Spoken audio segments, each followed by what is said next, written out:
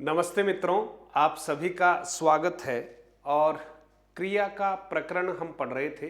क्रिया की पृष्ठभूमि के बारे में, क्रिया के परिभाषा के बारे में, क्रिया की महत्ता के बारे में, क्रिया के भेदों के बारे में हमने पिछली कक्षा में चर्चा कर ली थी मित्रों।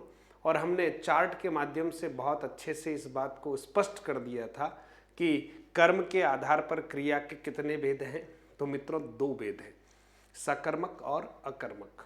और प्रयोग की दृष्टि से या संरचना की दृष्टि से बात करते हैं तो हम सामान्यतः क्रिया को 8 भेदों में बांटते हैं। तो आइए आज के प्रकरण की हम शुरुआत करते हैं। और सबसे पहले हम पढ़ने वाले हैं, सबसे पहले आप देखिएगा सकर्मक क्रिया।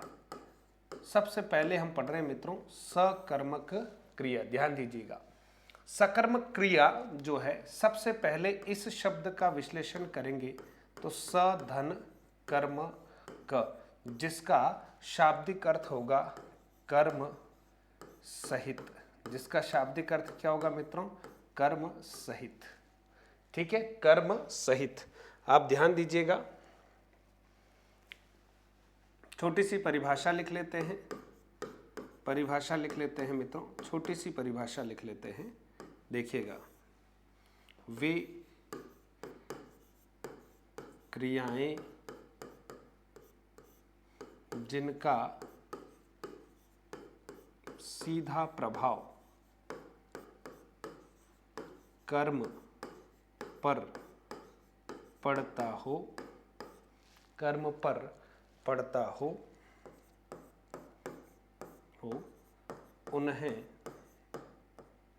उन्हें सकर्मक क्रिया कहते हैं। उन्हें सकर्मक क्रिया कहते हैं। ठीक है, अर्थात इन क्रियाओं से युक्त वाक्यों में इन क्रियाओं से युक्त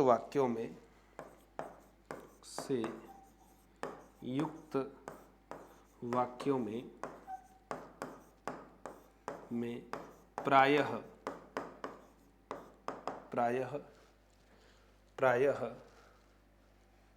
कर्म होता है।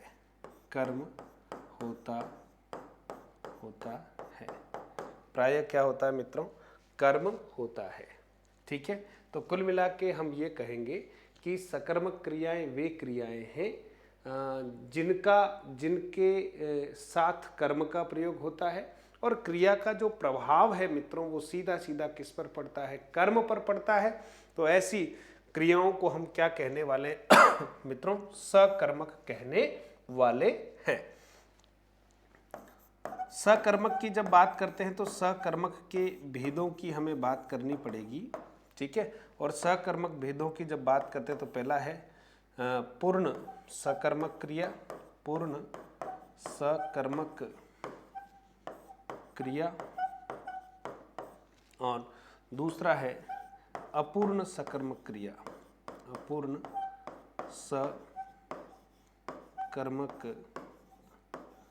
अपूर्ण सकर्मक क्रिया। ठीक है मित्रों, पूर्ण सकर्मक क्रिया और दूसरा क्या है? अपूर्ण सकर्मक क्रिया। ठीक है मित्रों, अब हम आगे बढ़ते हैं और देखते हैं, उदाहरणों सहित इनको समझने का प्रयास करते हैं।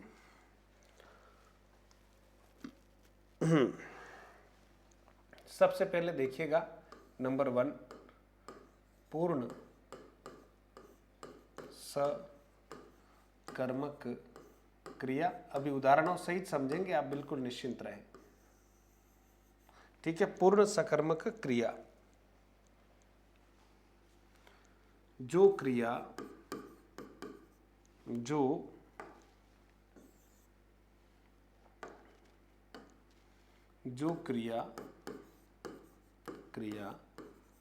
अपने अर्थ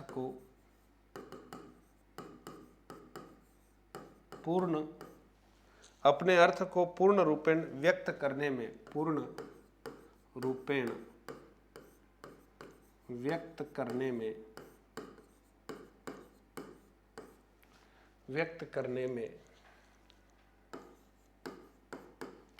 में समर्थ होती है, समर्थ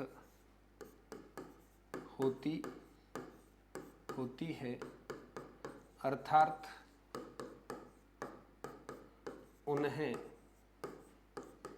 किसी अन्य शब्द व पूरक की आवश्यकता नहीं होती है, आवश्यकता नहीं होती है। ठीक है, उन्हें किसी अन्य शब्द की कोई और आवश्यकता नहीं होती है, ये क्रियाएं अपने आप में पूर्ण होती है। ठीक है, वाक्य को पढ़ने पर किसी प्रकार की कोई और आवश्यकता हमें महसूस नहीं होती है। ठीक है मित्रों, एक बात देखिएगा जो हमें लिखनी है, किसी वाक्य में क्रिया सकर्मक है, इस बात का पता लगाने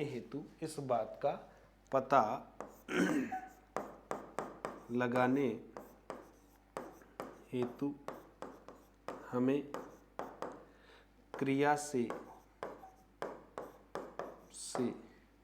ध्यान दीजिएगा, क्या क्रिया से क्या प्रश्न पूछना होगा। बहुत ध्यान दीजिएगा, क्या प्रश्न पूछना होगा। उत्तर सीधा सीधा नहीं मिलने पर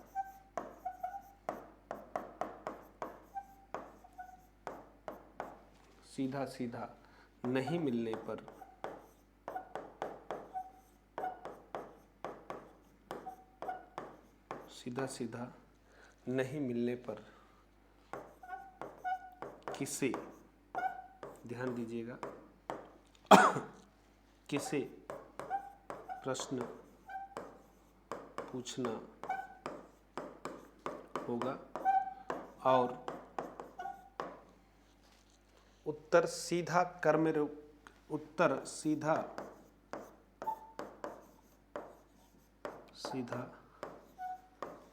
के रूप में प्राप्त होने पर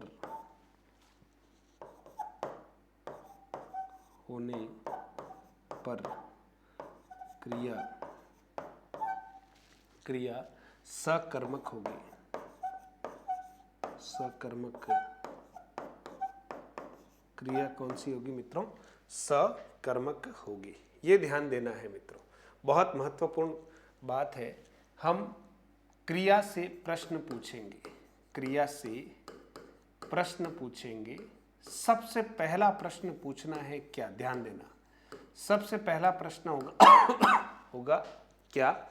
अगर उत्तर सीधा पुस्तक, अखबार, फल, मिठाई, भोजन, ऐसा कुछ सीधे सीधे ऑब्जेक्ट के रूप में प्राप्त होता है तो वहां पर क्रिया कौन सी होगी मित्रों? सकर्मक।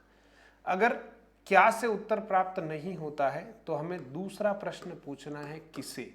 अगर किसे से भी उत्तर प्राप्त हो जाए तब भी वहां सकर्मक क्रिया होगी। और कुछ ऐसे वाक्य भी होंगे जिसमें क्या से भी उत्तर मिलेगा और किसे से भी उत्तर मिलेगा, यानी वो सकर्मक क्रिया तो है ही लेकिन द्विकर्मक सकर्मक होगी मित्रों। तो आइए हम पूर्ण सकर्मक क्रिया के भेद करते हुए उदाहरणों सहित हम इस बात को बहुत स्पष्ट करते हैं। चलिए मित्रों आगे बढ़ते हैं।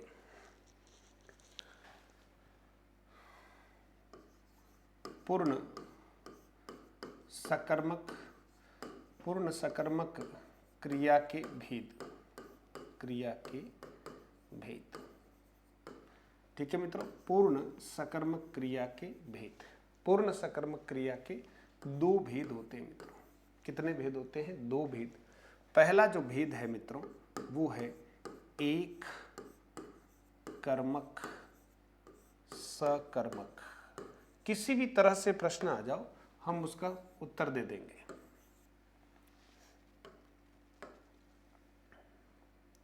एक कर्मक सकर्मक, एक कर्मक सकर्मक। किसी वाक्य में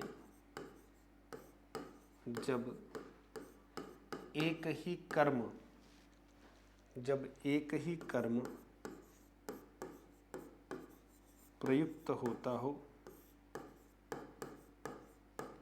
एक ही कर्म प्रयुक्त होता हो तो वहाँ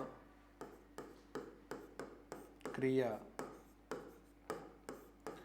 एक कर्मक सकर्मक होगी। तो वहाँ क्रिया एक कर्मक सकर्मक होगी। जैसे कुछ महत्वपूर्ण उदाहरणों को हम यहाँ पर देखते हैं मित्रों। जैसे मोहन भोजन कर रहा है, ध्यान देना, मोहन भोजन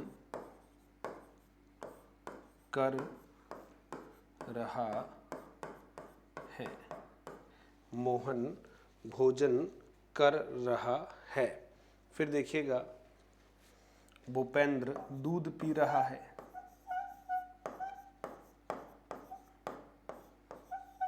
दूध पी रहा है।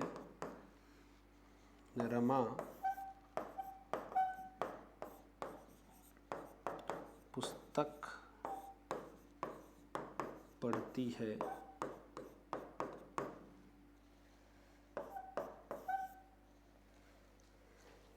ठीक है।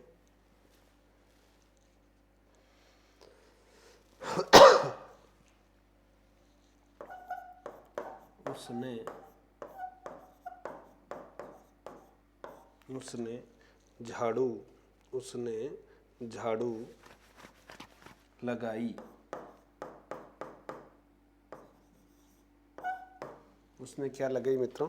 झाड़ू लगाई, ठीक है। फिलहाल इन 4 सेंटेंस को देखते हैं, इसके बाद हम आगे की तरफ बढ़ते हैं मित्रों। अब सबसे पहले आप देखिए, हमें क्रिया को अंडरलाइन करना है। तो कर रहा है ये क्रिया है मित्रों, पी रहा है ये क्रिया है, पढ़ती है ये क्रिया है, लगाई ये क्रिया है, ठीक है, ठीक है। उसने झाड़ू है ना, उसने झाड़ू लगाया, ऐसा कर लेते हैं, उसने झाड़ू लगाया, ये ज्यादा उपयुक्त होगा। उसने झाड़ू लगाया, झाड़ू शब्द पुल्लिंग है, ठीक है मित्रों। अब आप देखिएगा कर्ता कौन है? मोहन करता है, भूपेंद्र करता है, रमा करता है, उसने करता है।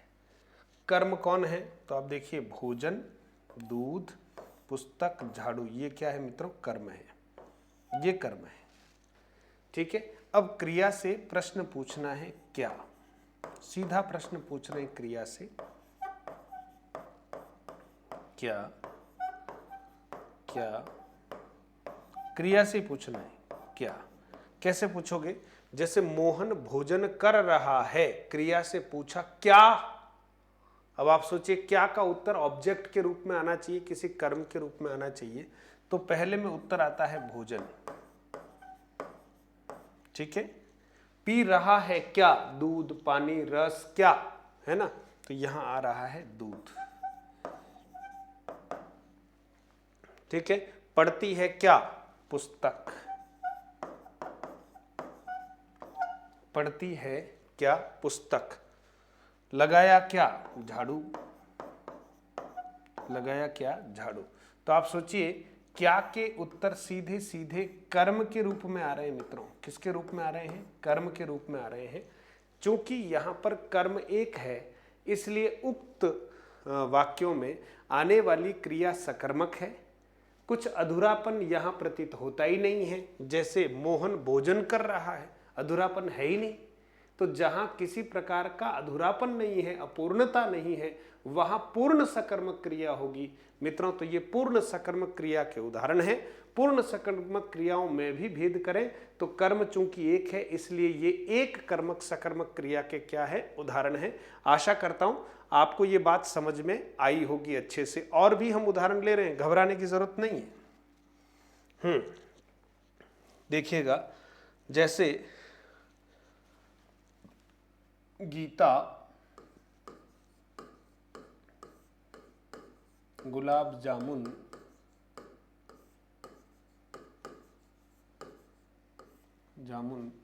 बना रही है,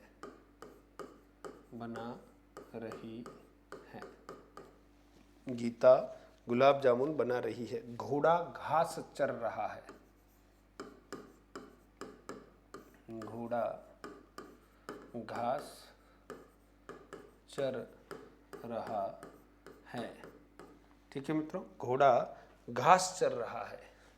फिर देखिएगा अगला है, लड़के फुटबॉल खेल रहे हैं, लड़के फुटबॉल खेल रहे हैं,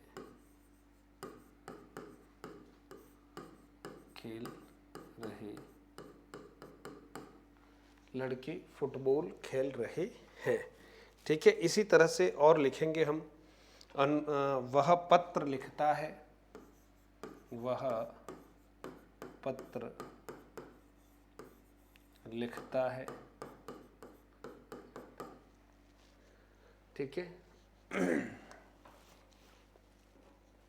इरा चित्र बनाती है, चित्र बनाती है। इरा चित्र बनाती है।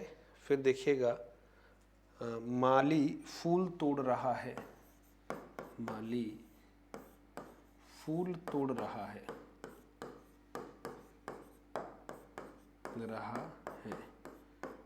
बच्चे क्रिकेट खेल रहे हैं, बच्चे क्रिकेट खेल रहे हैं। माँ ने बेटे को समझाया, माँ ने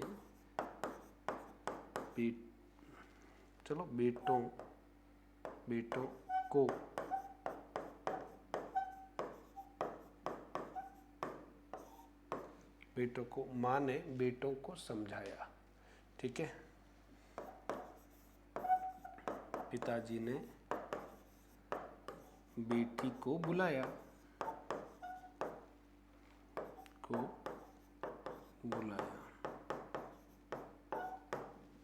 ठीक है मित्रों, बहुत सारे उदाहरण आपके समक्ष रख दिए गए हैं मित्रों। अब हम देखते हैं, आगे की तरफ बढ़ते हैं। ठीक है मित्रों, हाँ, सारे वाक्यों का एक बार हम परीक्षण कर रहे हैं मित्रों। ठीक है, परीक्षण करते हैं। देखिए, बना रही है, ठीक है, चर रहा है, खेल रहे हैं, लिखता है, बनाती है, तोड़ रहा है, खेल रहे हैं, समझाया, बुलाया। ये सब क्रिया है मित्रों। ठीक है, और इन क्रियाओं से प्रश्न पूछा जा रहा है, क्या क्या सब जगह लिख रहा हूं मैं, चिंता नहीं करें। क्या, जब तक आपको समझ में नहीं आएगा इस टॉपिक को छोड़ेंगे नहीं। क्या, कोई भी बच्चा ऐसा नहीं बोलना चाहिए कि क्रिया मुझे नहीं आती। क्रिया बहुत सरल है, थोड़ा सा समझने की आवश्यकता है। क्या, लेकिन जैसे ही माँ ने बेटों को समझाया, क्या प्रश्न पूछेंगे तो उत्तर नहीं आएगा। क्या से उत्तर नहीं आ रहा मित्रों। ठीक है, और पिताजी ने बेटी को बुलाया, क्या, तो इससे उत्तर नहीं आएगा। तो आपको ये कहा था मित्रों कि जब भी क्या से अगर कोई उत्तर नहीं मिलता हो तो हम क्या करेंगे, दूसरा प्रश्न पुटअप करेंगे, पूछेंगे, और वो प्रश्न कौन सा होगा, किसे, है ना। समझाया, तो यहां देखिए किसे,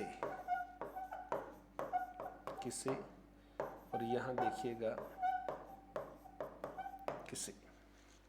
ठीक है मित्रों, अब उत्तर देख लीजिएगा, है ना। और जो उत्तर आता है मित्रों, जो उत्तर आता है वो सब क्या है ना। बना रही है क्या जामुन, चर रहा है क्या घास, खेल रहा है क्या फुटबॉल, लिखता है क्या पत्र, बनाती है क्या चित्र, तोड़ रहा है क्या फूल, खेल रहा है क्या क्रिकेट, किसे बेटों को, किसे बेटी को। तो मित्रों ये सब कर्म है, ये सब क्या है कर्म। और क्या प्रश्न पूछने पर सीधा सीधा उत्तर आता है जामुन, ठीक है, घास, ठीक है। फिर देखिएगा फुटबॉल, फुटबॉलर, ठीक है, फुटबॉल। फिर है पत्र, पत्र। फिर है चित्र,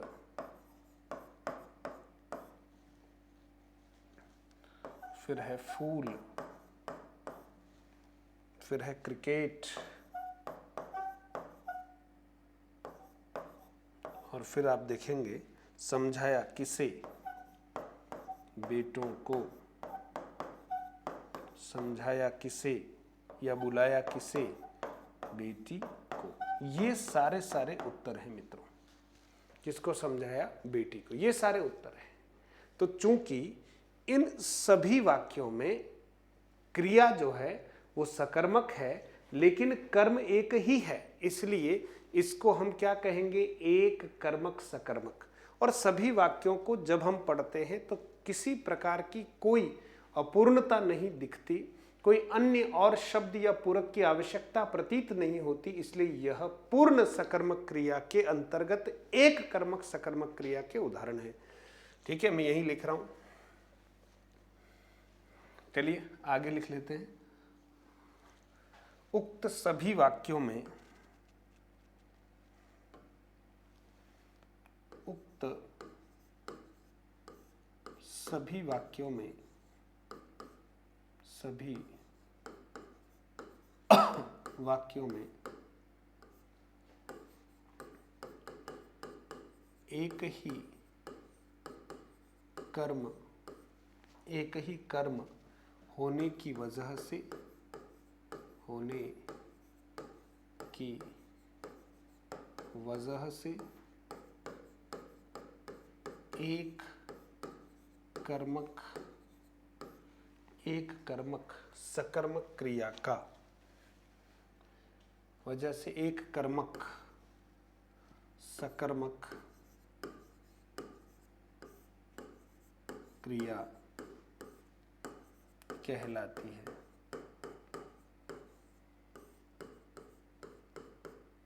कहलाती है, ठीक है मित्रों।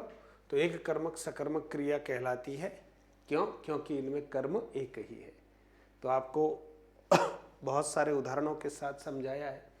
अपेक्षा करता हूं कि ये एक कर्मक सकर्मक क्रिया आपको समझ में आ गई होगी। अब इसी का जो दूसरा पार्ट है मित्रों, दूसरा पार्ट हम देख रहे हैं पूर्ण सकर्मक क्रियाओं का जो दूसरा पार्ट है उसको हमें समझना है। और वो दूसरा पार्ट है, दूसरा पार्ट आप देखिएगा द्विकर्मक सकर्मक, द्विकर्मक कर्मक सकर्मक, द्विकर्मक सकर्मक। बहुत बढ़िया क्रिया है, बहुत अच्छा समझने जैसा है मित्रों, बहुत अच्छा समझने जैसा है। ठीक है, द्विकर्मक सकर्मक। अब क्या करते हैं द्विकर्मक सकर्मक में, देखिए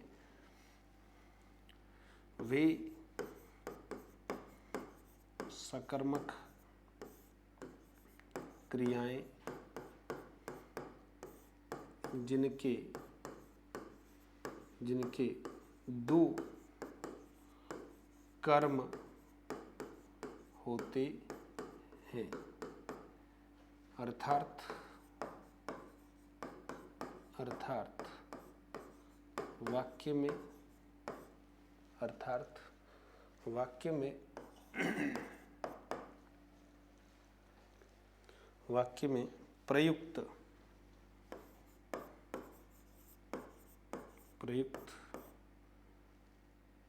वह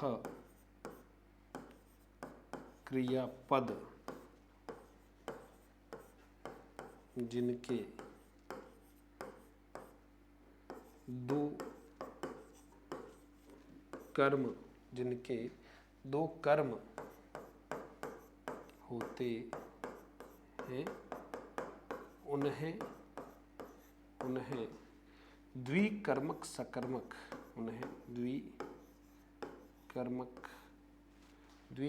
सकर्मक क्रिया कहते हैं।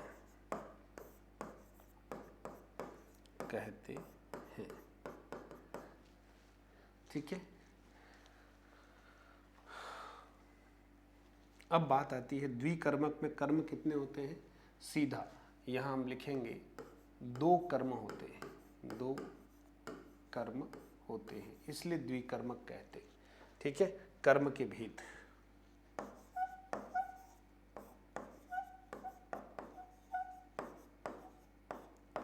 भेद, दो कर्म होते हैं।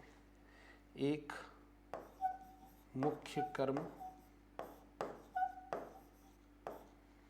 या प्रधान कर्म होता है। ध्यान देना, मुख्य कर्म या प्रधान कर्म होता है।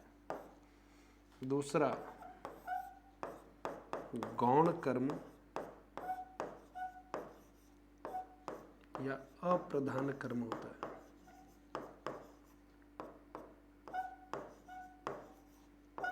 गौण कर्म या अप्रधान कर्म होता है। ध्यान देना, मुख्य कर्म सदैव, ध्यान देना, सदैव मुख्य कर्म सदैव निर्जीव होता है, सदैव निर्जीव। ठीक है। और गौण कर्म सदैव सजीव होता है, सदैव सजीव होता है। ठीक है। क्रिया से क्या प्रश्न पूछेंगे तो मुख्य कर्म आएगा, और किसे अगर पूछेंगे तो गौण कर्म आएगा। यानी क्रिया से क्या पूछने पर क्या आएगा, मुख्य कर्म, और क्रिया से किसे पूछने पर क्या आएगा मित्रों, गौण कर्म या अप्रधान कर्म। परीक्षाओं में आता है, एक वाक्य दे दिया जाता है और आपसे पूछा जाता है कि इसमें कौन सी क्रिया है, या फिर द्विकर्मक सकर्मक क्रिया का उदाहरण है।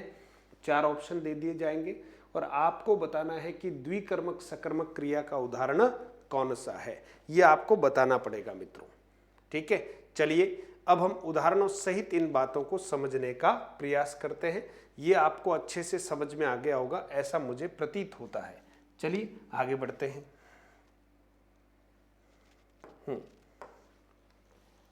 हाँ, जैसे राधा को उसके पति ने साइकिल चलाना सिखाई। देखिए,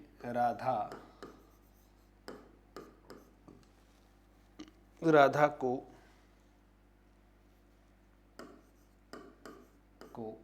उसके पति ने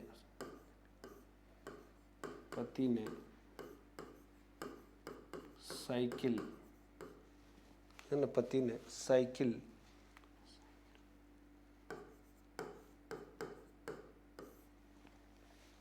ठीक है, साइकिल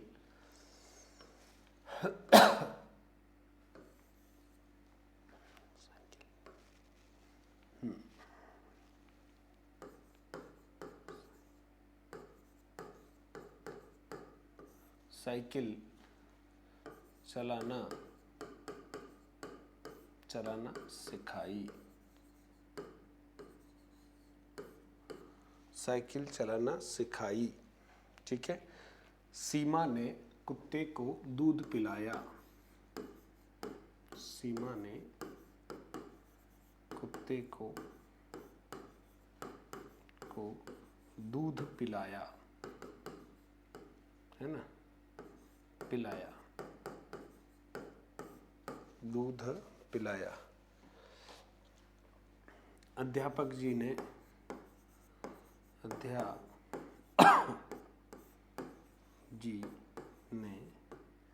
छात्रों को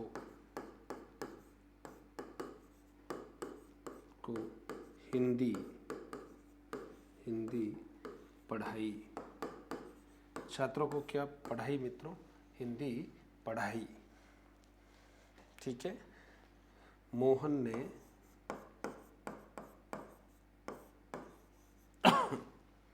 नरेश को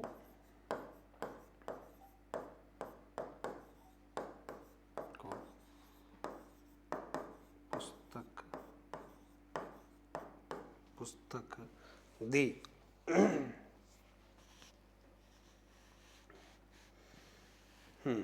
फिर देखिएगा, मैंने पिताजी को पत्र लिखा।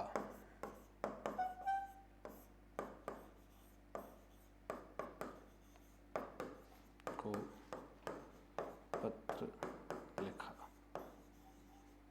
मैंने पिताजी को क्या लिखा मित्रों? पत्र लिखा। अब आप देख लीजिए,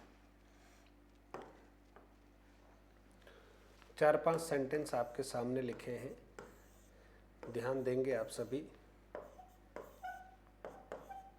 सबसे पहला हमारा जो टारगेट है वो टारगेट है कि चलाना सिखाई।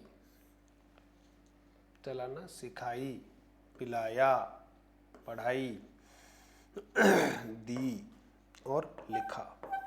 ये मित्रों हमारी क्रियाएं हैं। ठीक है।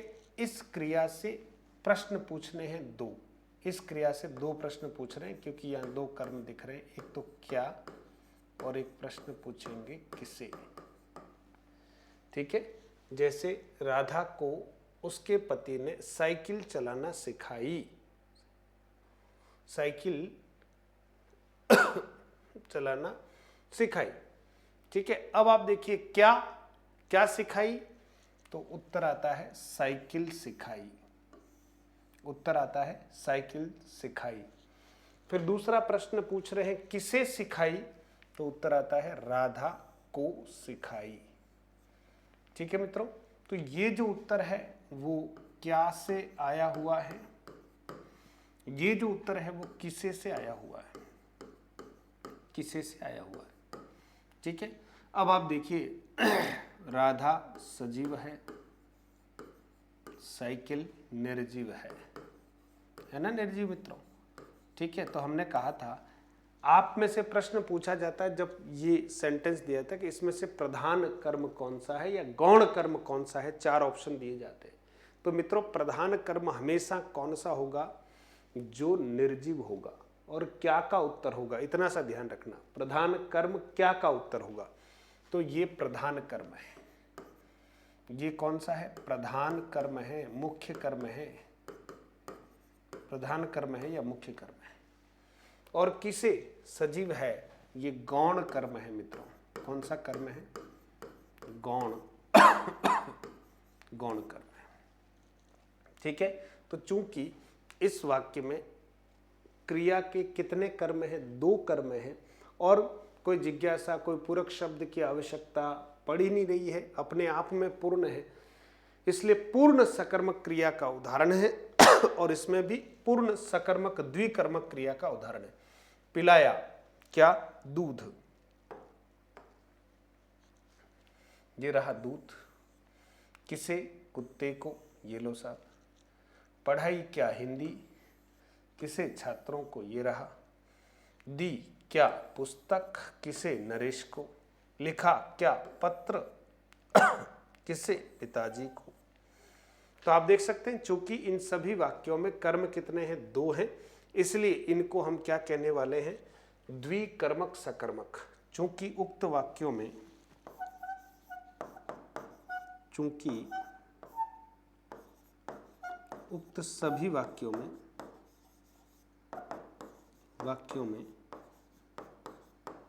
2 कर्मों की वजह से, वाक्यों में 2 कर्मों की वजह से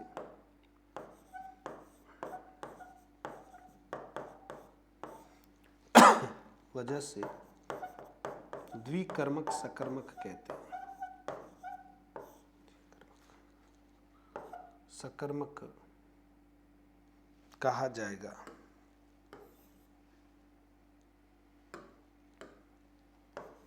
के उदाहरण है।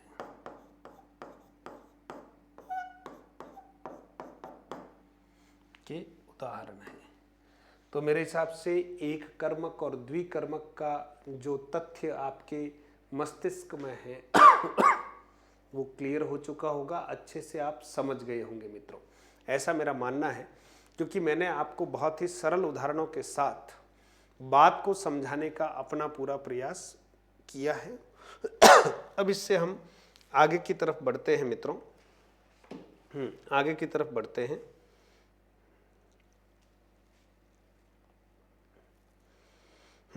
फिर इसी का दूसरा पार्ट हमको पढ़ना है। एक तो हमने पूर्ण सकर्मक पढ़ा है, अब अपूर्ण सकर्मक पढ़ना है। ठीक है, तैयार रहें अपूर्ण सकर्मक के लिए। दूसरा है अपूर्ण सकर्मक, ये महत्वपूर्ण है। अपूर्ण सकर्मक, पूर्ण सकर्मक के दो भाग थे, उनको हमने पढ़ लिया। अपूर्ण सकर्मक का ध्यान रखना है। तो लिखेंगे जिन सकर्मक क्रियाओं में, जिन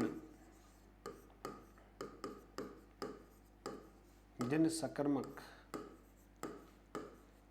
क्रियाओं में, जिन सकर्मक क्रियाओं में कर्म के होते हुए भी, कर्म के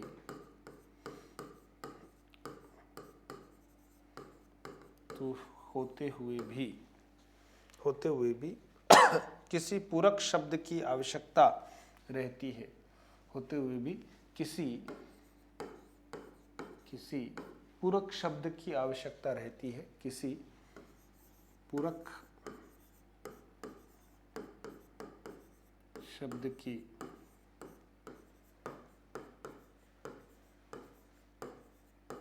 आवश्यकता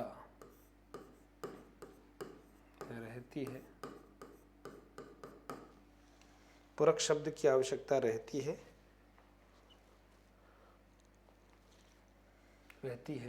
उन्हें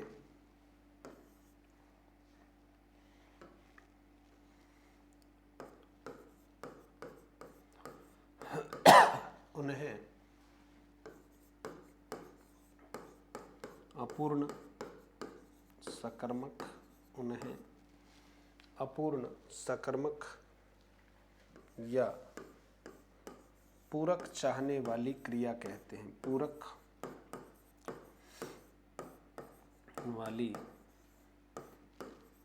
क्रिया कहते हैं, पूरक चाहने वाली क्रिया कहते हैं। ठीक है मित्रों, अपूर्ण सकर्मक। जैसे उदाहरण के तौर पर देखेंगे अपन, देखिए बहुत सरल, चुनना, समझना, रंगना, मानना, बनाना। चुनना है ना, चुनना, समझना, चुनना, समझना, चुनना, समझना, रंगना, मानना, बनाना। रंगना, मानना, बनाना। ठीक है, बनाना आदि इस श्रेणी के अंतर्गत, आदि इस श्रेणी के अंतर्गत आती है क्रियाएं। ठीक है, जैसे उदाहरण के तौर पर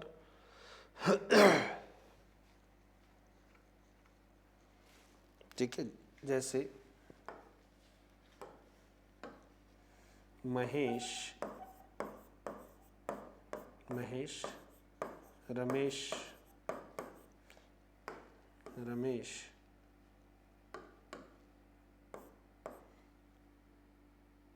को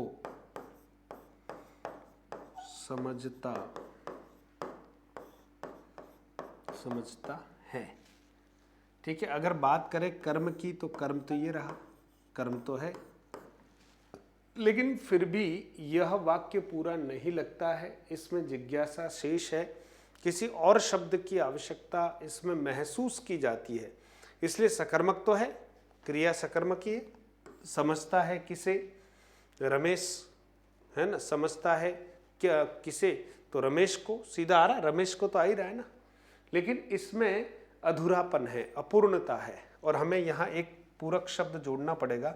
महेश रमेश को मूर्ख समझता है, समझदार समझता है, होशियार समझता है, इसकी यहाँ आवश्यकता है, इसलिए ये अपूर्ण क्रिया कहलाती है मित्रों।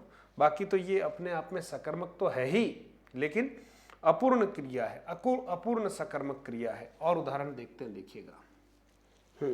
मैं लड़कों को मानता हूं, मैं लड़कों को मानता हूं। पूछा जाएगा वाक्य जो है उसमें कौन सी क्रिया है, तो वाक्य तो सकर्मक है मित्रों, वाक्य तो क्या है, सकर्मक है। ठीक है, मैं लड़कों को मानता हूं। फिर देखिएगा, मैं छात्रों को बना दूंगा, मैं छात्रों को बना दूंगा,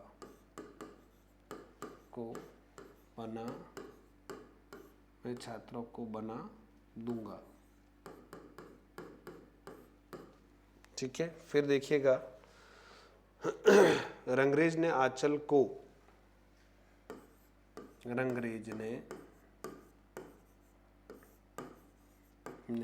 आंचल को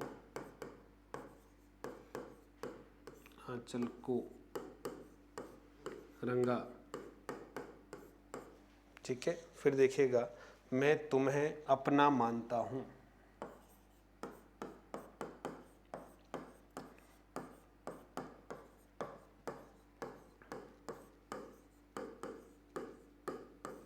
अपना मानता हूं। फिर देखिएगा, वह उसे समझती है, वह उसे समझती है।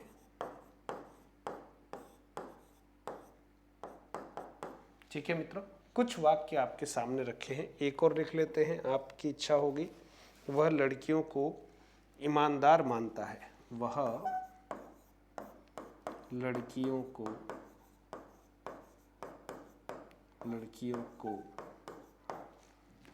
मानता है, लड़कियों को मानता है। सारे वाक्यों में मित्रों आप देखेंगे क्रिया ये रही, ये क्रिया रही। और अगर सबके यहां कर्म की बात करें, ये रहा कर्म। ठीक है, हाँ ये कर्म है जिसको मैं, ठीक है, ये सब उत्तर जो है मित्रों किसके उत्तर हैं, किसे के उत्तर हैं। प्रायः देखेंगे कर्म है, किसे का उत्तर है, और सभी में कर्म है, सभी में कर्म है। लेकिन फिर भी वाक्य में अधूरापन है, कुछ जिज्ञासा है, कुछ और शब्दों की कमी यहाँ पर महसूस की जाती है। इसलिए ये सकर्मक क्रिया तो है, लेकिन अपूर्ण सकर्मक क्रिया मानी जाएगी। परीक्षा में उदाहरण आएगा, निम्नलिखित में से अपूर्ण सकर्मक क्रिया का उदाहरण है। तो मित्रों इस तरह के ऑप्शन आने वाले हैं, एक ऑप्शन इस तरह का होगा, 3 ऑप्शन अन्य तरह से होंगे। तो आपको सावधानी रखनी है कि ऐसा सेंटेंस जिसमें एक कर्म दे रखा है लेकिन फिर भी किसी शब्द की यहां आवश्यकता महसूस होती, वहां अपूर्ण सकर्मक होगी। अब देखिए आप,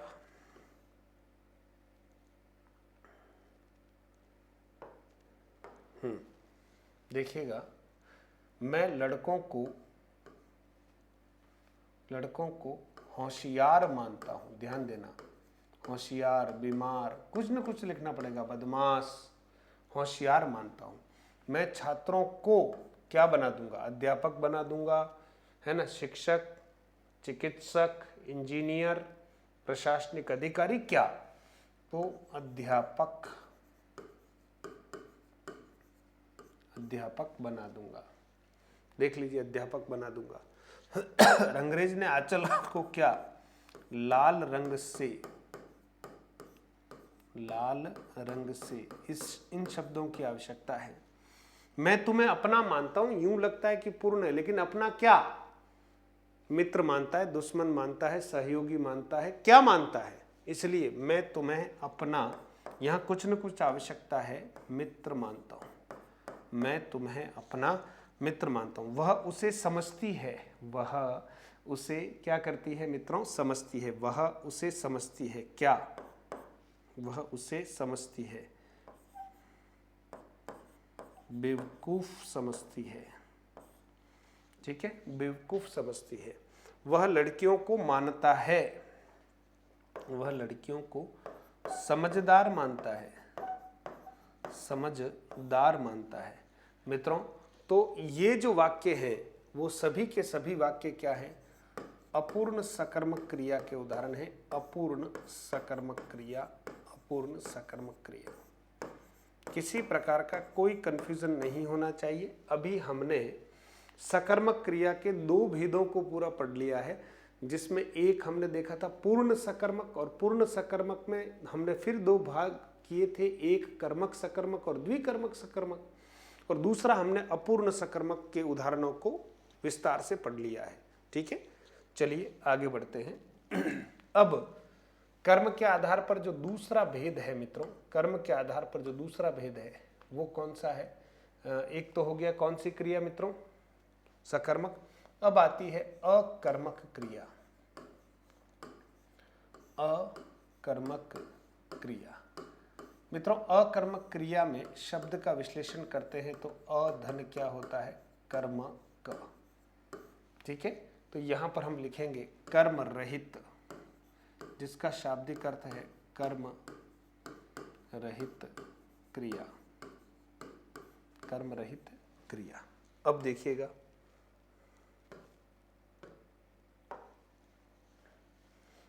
कर्म रहित क्रिया। अब देखना है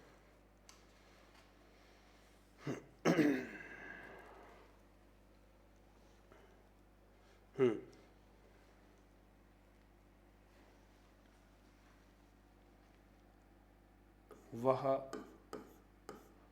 क्रिया, वाक्य में प्रयुक्त होने वाली वह क्रिया, ऐसा पूरा लिख लेते हैं। वाक्य में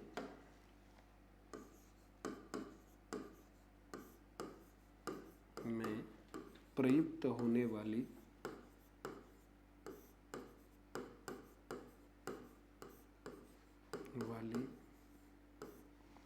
वाक्य में प्रयुक्त होने वाली वह क्रिया, वाक्य में प्रयुक्त होने वाली वह क्रिया, वाक्य में प्रयुक्त होने वाली वह क्रिया जिसका सीधा प्रभाव कर्ता पर पड़ता हो, जिसका सीधा प्रभाव कर्ता पर, ध्यान देना, कर्म पर नहीं, सीधा प्रभाव कर्ता पर पड़ता हो, उसे अकर्मक क्रिया कहते हैं। उसे अकर्मक क्रिया कहते हैं।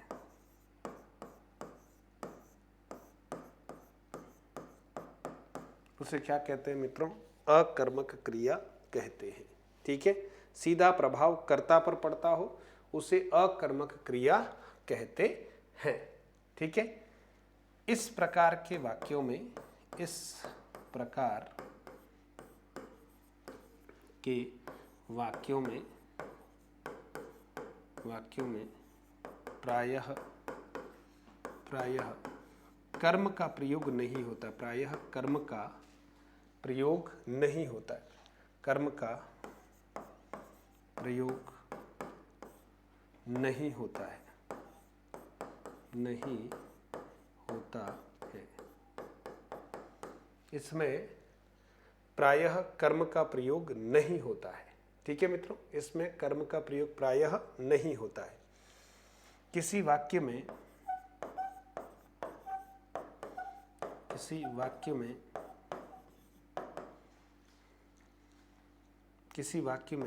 क्रिया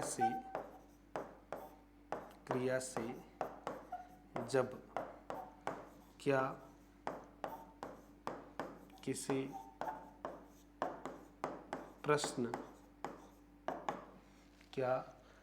प्रश्न पूछा जाता है और दोनों ही प्रश्नों से कोई सीधा उत्तर प्राप्त नहीं होता है, सीधा उत्तर प्राप्त नहीं होता है,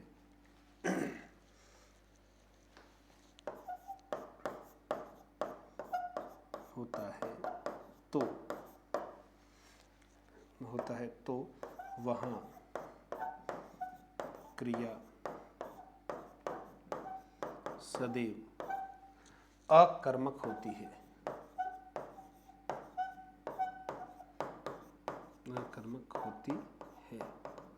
ध्यान देना, यानी जब हम प्रश्न पूछेंगे क्रिया से क्या और किसे, अगर उत्तर आ जाता है सीधा सीधा तो सकर्मक क्रिया होगी, और उत्तर अगर नहीं आता है दोनों से सीधा सीधा तो फिर आप मान के चलिएगा पक्का है उसमें क्रिया कौन सी होनी है, उसमें क्रिया जो है वो कौन सी होगी मित्रों, अकर्मक ही होगी।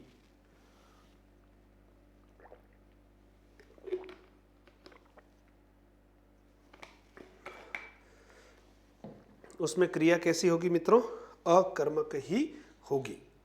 कुछ और बातें अपन अकर्मक क्रिया के बारे में पढ़ते हैं, आराम से देखिए।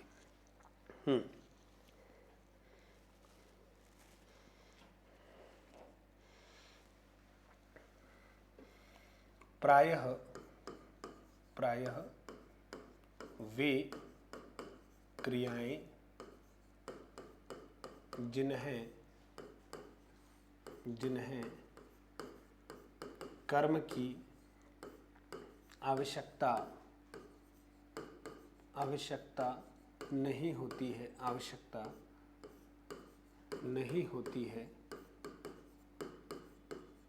है,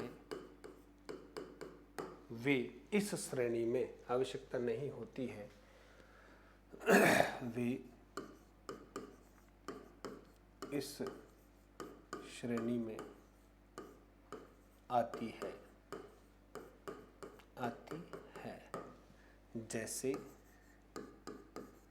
जैसे हंसना, रोना, उठना, बैठना, चिल्लाना, उठना, बैठना, हंसना, रोना, चिल्लाना, उड़ना, तैरना,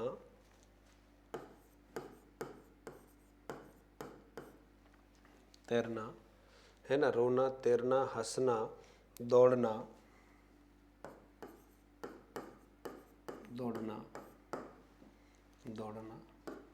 आदि। ठीक है, आदि और भी बहुत सारी क्रियाएं हैं जिनको कर्म की आवश्यकता होती ही नहीं है। अब देखिए अपन कुछ उदाहरण यहाँ पर लिखते हैं और इस बात को उदाहरणों सहित समझते हैं। हंसना क्रिया, रोना क्रिया, उठना क्रिया, बैठना क्रिया, चिल्लाना क्रिया, उड़ना, तैरना, दौड़ना आदि क्रियाओं को कर्म की आवश्यकता होती ही नहीं है मित्रों। और जब कर्म की क्रिया आवश्यकता नहीं होती है तो दिक्कत होती है। ठीक है, कुछ और लिख लेते हैं इसमें, ये लिस्ट बड़ी कर लेते हैं देखिएगा ताकि आपको अच्छे से ध्यान में आ जाए। देखिए, जैसे सोना,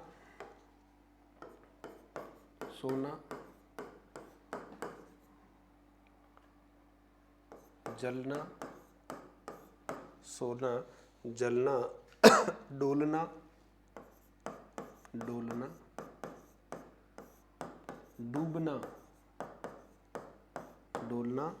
डूबना, तड़फना, उछलना,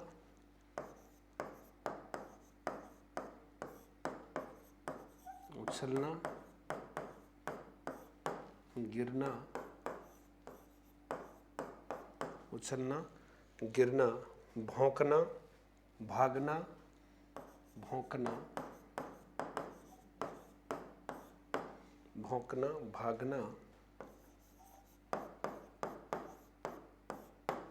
भौंकना, भागना, जुड़ना, छिड़ना, जुड़ना, छिड़ना, सिकुड़ना, भीगना, रहना, टूटना, सिकुड़ना, रहना, भीगना, ठीक है, सिकुड़ना, रहना, भीगना। फिर है खुलना, बूझना, पिटना, खुलना, बूझना, पीटना, पिटना आदि, ठीक है, पिटना आदि। ये कुछ मित्रों ऐसी क्रियाएं हैं जिनको हम अकर्मक क्रिया कह सकते हैं। और ये अकर्मक क्रिया अभी आप देखिएगा किस रूप में हमारे सामने आएगी, और कुछ उदाहरण हम यहाँ लिख रहे हैं। लेकिन प्रमुख रूप से ये क्रियाएं जो हैं इनको कर्म की प्रायः आवश्यकता नहीं पड़ती है, इसलिए हम इनको अकर्मक कह देते हैं। क्या कहते हैं मित्रों? अकर्मक क्रिया कह देते हैं। अब अकर्मक क्रिया के जो दो भेद हैं, हम उन दो भेदों के अंतर्गत ही उदाहरणों को लिखेंगे तो ज्यादा अच्छा होगा। देखिएगा, अकर्मक क्रिया के दो भेद हैं। क्रिया के दो भेद हैं। देखते हैं अपन दो भेद कौन कौन से हैं।